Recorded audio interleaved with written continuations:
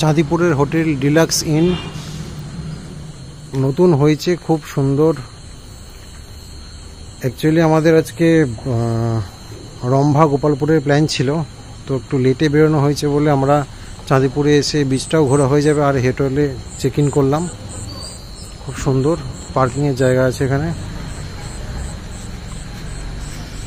এখান থেকে beach 200-300 metre.